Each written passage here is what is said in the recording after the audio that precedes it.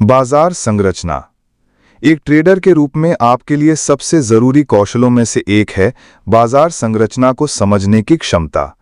ये एक ऐसा जरूरी कौशल है जो आपको सही बाजार परिस्थितियों में सही मूल्य कार्रवाई रणनीतियों का इस्तेमाल करने में मदद करेगा। आप सभी बाजारों में एक जैसा ट्रेड नहीं करेंगे। आपको यह अध्ययन करना होगा कि बाजार कैसे चलते हैं और ट्रेडर बाजार में कैसे व्यवहार करते हैं। बाजार संरचना बाजार के व्यवहार का अध्ययन है, और अगर आप इस कौशल में निपुण हो जाते हैं तो जब आप अपना चार्ट खोलेंगे तो आप इन महत्वपूर्ण सवालों के जवाब दे पाएंगे। भीड़ क्या कर रही है? बाजार के खरीदारों या विक्रेताओं पर किसका नियंत्रण है? बाजार में प्रवेश करने या बाहर निकलने का सही समय और स्थान क्या है, और आपको कब इससे दूर रहना चाहिए? अपने मूल्य कार्रवाई विश्लेषण के माध्यम से आप 3 प्रकार के बाजारों का अनुभव करेंगे: ट्रेंडिंग बाजार, रेंजिंग बाजार और अस्थिर बाजार। इस अध्याय में आप सीखेंगे कि हर बाजार की पहचान कैसे करें और उसमें कैसे ट्रेड करें। 1. Trending markets. ट्रेंडिंग मार्केट्स की पहचान बस एक अपट्रेंडिंग मार्केट में उच्च उच्च और उच्च निम्न के दोहराव वाले पैटर्न से होती है, और एक डाउन ट्रेंडिंग मार्केट में निम्न उच्च और निम्न निम्न के पैटर्न से। नीचे दिया गया उदाहरण देखें। जैसा कि आप ऊपर दिए गए उदाहरण में देख सकते हैं, बाजार लगातार ऊंची और नीची चोटियों की श्रृंखला बना रहा है, जो दर्शाता है कि बाजार ऊपर की ओर बढ़ रहा है। आपको यह तय करने के लिए संकेतकों की जरूरत नहीं है कि बाजार तेजी का है या मंदी का। बाजार के रुझान का अंदाजा लगाने के लिए सिर्फ कीमतों की गतिविधियों का एक दृश्य अवलोकन ही काफी है। नीचे की ओर बढ़ते हुए बाजार का एक और उदाहरण देखें। ऊपर दिया गया उदाहरण एक मंदी के बाजार को दर्शाता है। जैसा कि आप देख सकते हैं कि उच्च निम्न और निम्न निम्न की श्रृंखलाएं हैं जो एक स्पष्ट गिरावट का संकेत देती हैं। ट्रेंडिंग बाजारों को पहचानना आसान है। अपने विश्लेषण को जटिल बनाने की कोशिश ना करें। अपने दिमाग का इस्तेमाल करें और देखें कि बाजार क्या कर रहा है। यदि यह उच्च उच्च और उच्च निम्न की श्रृंखला बना रहा है तो यह केवल एक अप ट्रेंड बाजार है। इसके विपरीत, यदि यह निम्न उच्च और निम्न निम्न की श्रृंखला बना रहा है तो यह स्पष्ट है कि यह एक डाउन ट्रेंड बाजार है। आंकड़ों के अनुसार अनुमान है कि रुझान 30% समय घटित होते हैं, इसलिए जब वे गति में हो तो आपको यह जानना होगा कि उनका लाभ कैसे उठाया जाए। यह निर्धारित करने के लिए कि कोई बाजार ट्रेंडिंग में है या नहीं, आपको 4H दैनिक या साप्ताहिक समय सीमाओं जैसी बड़ी समय सीमाओं का उपयोग करना होगा। बाजार की संरचना निर्धारित करने के लिए कभी भी छोटी समय सीमाओं का उपयोग करने की कोशिश ना करें। ट्रेंडिंग मार्केट्स में कैसे ट्रेड करें? अगर आप किसी ट्रेंडिंग मार्केट की पहचान कर लेते हैं तो आपके लिए उसमें ट्रेड करना आसान हो जाएगा। अगर मार्केट तेजी का है तो आप खरीदारी के मौके तलाशेंगे, क्योंकि आपको ट्रेंड के साथ ट्रेड करना होता है। अगर मार्केट मंदी का है तो आपको बेचने के मौके तलाशने होंगे। लेकिन सवाल यह है कि ट्रेंडिंग मार्केट में प्रवेश करने का सही समय क्या है? ट्रेंडिंग मार्केट्स में 2 महत्वपूर्ण बदलाव आते हैं। पहले बदलाव को इंपल्सिव मूव कहा जाता है और दूसरे बदलाव को रिट्रेसमेंट मूव या सुधारात्मक बदलाव कहा जाता है। मैं किस बारे में बात कर रहा हूं, यह समझने के लिए नीचे दिया गया उदाहरण देखें।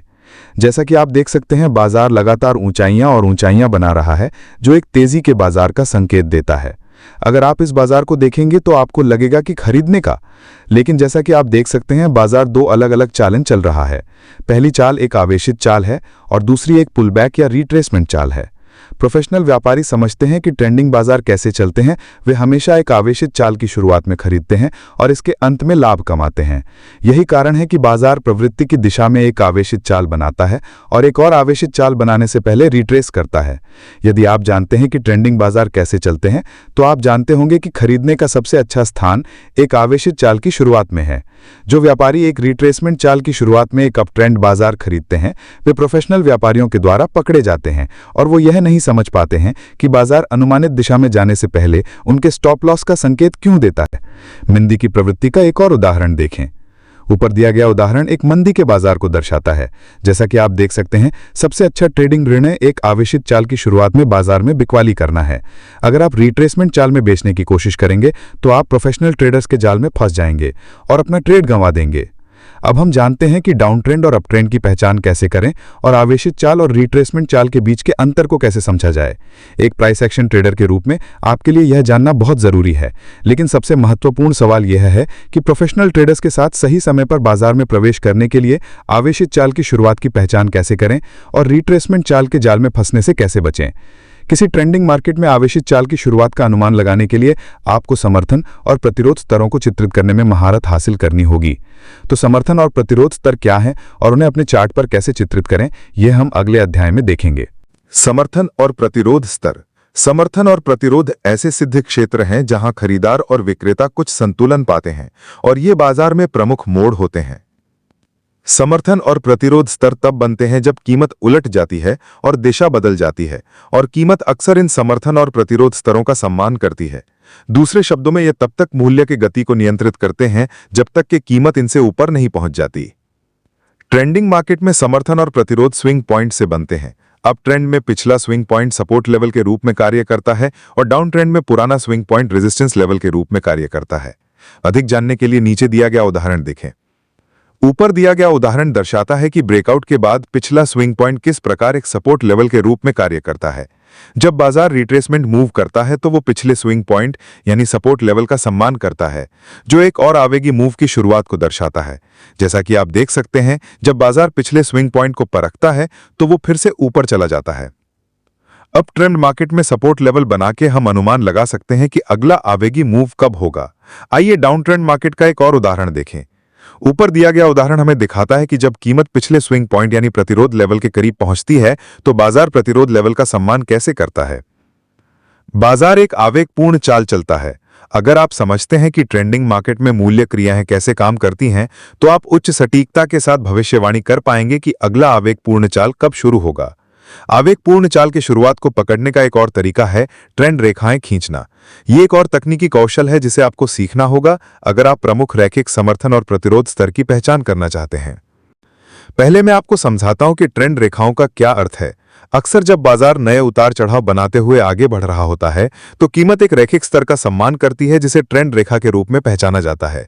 तेजी वाले बाजार एक रैखिक समर्थन स्तर बनाते हैं और मंदी वाले बाजार एक रैखिक प्रतिरोध स्तर बनाते हैं। ट्रेंड लाइन कैसे बनाएं? एक अच्छी ट्रेंड लाइन बनाने के लिए आपको कम से कम 2 न्यूनतम स्विंग पॉइंट ढूंढने होंगे और उन्हें एक दूसरे से जोड़ना होगा। लेवल स्पष्ट होने चाहिए। ट्रेंड लाइन को जबरदस्ती खींचने की कोशिश ना करें। ट्रेंड लाइन बनाने के लिए छोटी समय सीमा का इस्तेमाल ना करें। स्पष्ट ट्रेंड लाइन ढूंढने के लिए हमेशा 4H और दैनिक समय सीमा का इस्तेमाल करें। अभी हम इस बात पर ध्यान केंद्रित करने की कोशिश करेंगे कि ट्रेंडिंग मार्केट में इन्हें कैसे बनाएं। हमारा उद्देश्य ट्रेंडिंग मार्केट में आवेगी चालों की शुरुआत की पहचान करना है। अगले अध्याय में मैं आपको विस्तार से बताऊंगा कि हमारे प्राइस एक्शन ट्रेडिंग सेटअप के साथ ट्रेंड लाइंस का ट्रेड कैसे करें। डाउन ट्रेंड मार्केट में ट्रेंड लाइंस बनाने का एक उदाहरण देखें। जैसा कि आप देख सकते हैं, बाजार ट्रेंड लाइन का सम्मान करता है और जब कीमतें उसके पास पहुंचती हैं तो बाजार उलट जाता है और उसी दिशा में आगे बढ़ता रहता है। जब बाजार इस दिशा में आगे बढ़ता है तो ट्रेंड लाइनें हमें बाजार की दिशा के साथ अगले आवेगपूर्ण कदम का अनुमान लगाने में मदद करती हैं। एक अप ट्रेंड बाजार का एक और उदाहरण देखें। जैसा कि आप देख सकते हैं, बाजार ट्रेंड लाइन का सम्मान करता है और इसे सही तरीके से खींचकर हम आसानी से अगले ऊपर की ओर बढ़ने का अनुमान लगा सकते हैं। ट्रेंडिंग बाजारों के बारे में हम बस इतना ही कह सकते हैं। मुझे लगता है कि यह स्पष्ट और सरल है। अब मैं चाहता हूं कि आप अपने चार्ट्स खोलें और ट्रेंडिंग बाजारों को खोजने का प्रयास करें। पिछले स्विंग पॉइंट ढूंढें और ट्रेंड लाइनों को भी ढूंढने का प्रयास करें। यह अभ्यास आपको यह समझने में मदद करेगा कि ट्रेंडिंग बाजार कैसे आगे बढ़ते हैं और बाजार में उच्च संभावना वाले प्रवेश की भविष्यवाणी कैसे करें। Ranging market. रेंजिंग मार्केट काफी सीधे साधे होते हैं। इन्हें अक्सर साइडवेज मार्केट कहा जाता है क्योंकि इनकी तटस्थ प्रकृति इन्हें क्षैतिज रूप से दाईं और गतिमान बनाती है। जब बाजार ऊंचे ऊंचाई और ऊंची निम्न की एक श्रृंखला बनाता है तो हम कह सकते हैं कि बाजार ऊपर की ओर बढ़ रहा है, लेकिन जब ये लगातार शिखर बनाना बंद कर देता है तो हम कहते हैं कि बाजार रेंजिंग कर रहा है। रेंजिंग मार्केट क्षैतिज रूप में चलता है जहां खरीदार और विक्रेता समर्थन और प्रतिरोध स्तर के बीच कीमत को आगे पीछे करते रहते हैं। नीचे दिया गया उदाहरण देखें। ऊपर दिया गया चार्ट रेंजिंग मार्केट दिखाता है। जैसा कि आप देख सकते हैं, कीमत क्षैतिज समर्थन और प्रतिरोध स्तर के बीच उछल रही है।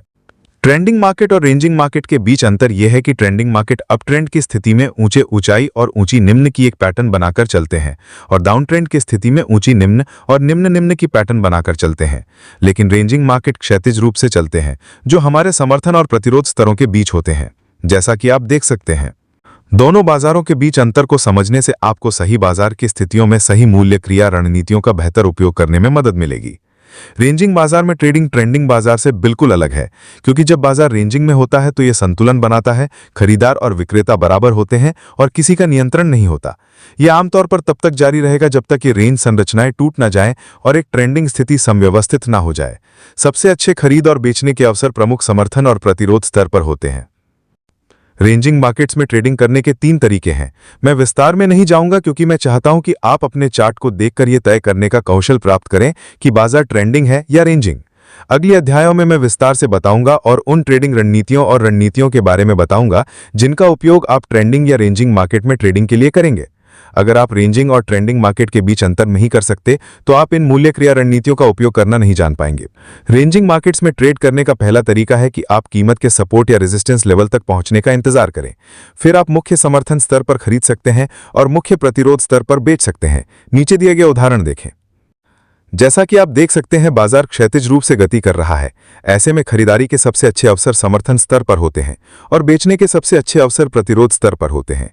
रेंजिंग मार्केट्स में ट्रेडिंग करने का दूसरा तरीका है समर्थन या प्रतिरोध स्तर का ब्रेकआउट का इंतजार करना। जब बाजार रेंजिंग कर रहा होता है तो कोई नहीं जानता कि क्या होने वाला है। हम नहीं जानते कि बाजार पर किसका नियंत्रण होगा, इसलिए आपको सीमाओं पर ध्यान देना होगा। लेकिन जब कोई खिलाड़ी बाजार पर नियंत्रण करने का फैसला करता है तो हम समर्थन या प्रतिरोध स्तर का ब्रेकआउट देखेंगे। ब्रेकआउट का मतलब है कि रेंजिंग पीरियड समाप्त हो गई है और एक नए ट्रेंड की शुरुआत होगी। नीचे दिया गया उदाहरण देखें।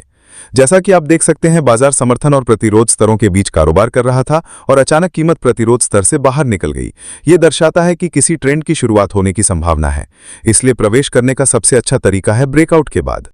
यह याद रखना जरूरी है कि रेंज की सीमाएं अक्सर पार कर दी जाती हैं, जिससे ब्रेकआउट होने का भ्रम होता है। यह बहुत ही भ्रामक हो सकता है और यह बहुत से ट्रेडर्स को फंसा सकता है जो ब्रेकआउट में पोजीशन कर रहे थे। रेंजिंग मार्केट्स में ट्रेड करने का तीसरा तरीका है सपोर्ट या रेजिस्टेंस लेवल के ब्रेकआउट के बाद पुल बैक का इंतजार करना। पुल बैक उन ट्रेडर्स के लिए ट्रेंड में शामिल होने का एक और मौका है जो ब्रेकआउट में शामिल नहीं हुए थे। नीचे दिया गया उदाहरण देखें। जैसा कि आप ऊपर के चार्ट में देख सकते हैं, बाजार रेंजिंग कर रहा था। कीमत प्रतिरोध स्तर से बाहर निकलती है जो रेंजिंग अवधि के अंत और एक नए रुझान की शुरुआत का संकेत करता है। ब्रेकआउट के बाद बाजार प्रतिरोध स्तर को पुनः परखने के लिए वापस आता है, जो ऊपर जाने से पहले समर्थन बन जाता है। अगर आप ब्रेकआउट मिस कर जाते हैं तो पुलबैक आपके लिए खरीदारों से जुड़ने का दूसरा मौका है। लेकिन पुलबैक हमेशा हर ब्रेकआउट के बाद नहीं होता। जब यह होता है तो यह एक अच्छे जोखिम अनुपात के साथ एक शानदार मौके का प्रतिनिधित्व करता है। आपको यह याद रखना है कि रेंजिंग मार्केट समर्थन और प्रतिरोध स्तर के बीच क्षैतिज रूप से चलता है। ये प्रमुख स्तर हैं जिन पर आपको ध्यान देना है। समर्थन या प्रतिरोध स्तर का ब्रेकआउट ये इंगित करता है कि रेंजिंग अवधि समाप्त हो गई है, तो आपको यह सुनिश्चित करना होगा कि नए रुझान में सुरक्षित रूप से शामिल होने के लिए ब्रेकआउट वास्तविक हो। अगर आप ब्रेकआउट मिस कर जाते हैं तो पुलबैक का इंतजार करें। जब यह होता है तो बाजार में उतरने में संकोच ना करें। जब आप रेंजिंग मार्केट में ट्रेड कर रहे हों तो हमेशा सुनिश्चित करें कि बाजार ट्रेडिंग करने लायक है। अगर आपको लगता है कि आप सीमाओं यानी समर्थन और प्रतिरोध को पहचान नहीं पा रहे हैं तो यह एक अस्थिर बाजार का साफ संकेत है। फॉरेक्स में अस्थिर बाजार वे होते हैं जिनकी कोई स्पष्ट दिशा नहीं होती। जब आप अपना चार्ट खोलते हैं और आपको बहुत ज्यादा शोर शराबा दिखाई देता है तो आप ये तय नहीं कर पाते कि बाजार रेंजिंग कर रहा है या ट्रेंडिंग। आपको ये जानना होगा कि आप एक अस्थिर बाजार देख रहे हैं। इस तरह के बाजार आपको बहुत ही भावुक कर सकते हैं और आपकी ट्रेडिंग रणनीतियों पर संदेह पैदा कर सकते हैं, क्योंकि इनका प्रदर्शन गिरने लगता है। यह निर्धारित करने का सबसे अच्छा तरीका है कि कोई बाजार अस्थिर है या नहीं, बस दैनिक चार्ट पर जूम आउट करके बड़ी तस्वीर देखकर। कुछ प्रशिक्षण, स्क्रीन टाइम और अनुभव के बाद आप आसानी से पहचान सकेंगे कि बाजार रेंजिंग कर रहा है या एक अस्थिर बाजार है। यह एक अस्थिर चार्ट का एक अच्छा उदाहरण है जो ट्रेडिंग करने लायक नहीं है। ऊपर दिए गए चार्ट में ध्यान दें, हाइलाइटेड क्षेत्र में मूल्य गतिविधि बहुत अस्थिर है और ये एक बहुत छोटे सीमित क्षेत्र में बगल में गति कर रही है। यह अस्थिर बाजार का संकेत है जिससे आपको दूर रहना चाहिए। मेरी राय में अगर बाजार अस्थिर है तो उसमें ट्रेडिंग करना उचित नहीं है। अगर आप उसमें ट्रेडिंग करने की कोशिश करेंगे तो आप बड़ी बढ़त के तुरंत बाद अपना मुनाफा वापस पा लेंगे, क्योंकि बाजार अक्सर बड़ी चाल चलने के बाद समेकित हो जाते हैं। नमस्ते दोस्तों, मुझे उम्मीद है कि आपको आज का वीडियो पसंद आया होगा। अगर आप भी ट्रेडिंग की दुनिया में एक कदम आगे बढ़ना चाहते हैं तो द कैंडलस्टिक ट्रेडिंग बाइबल किताब आपकी बहुत मदद कर सकती है। इस किताब में मुनेहिसा होमा के अद्भुत ज्ञान को सरल तरीके से समझाया गया है। वीडियो में दी गई जानकारी अगर आपके लिए फायदेमंद रही हो तो इस वीडियो को लाइक करें, अपने दोस्तों के साथ शेयर करें और ऐसे ही शानदार कंटेंट के लिए हमारे चैनल को सब्सक्राइब करना ना भूलें। मिलते हैं अगले वीडियो में, तब तक के लिए खुश रहिए और सीखते रहिए।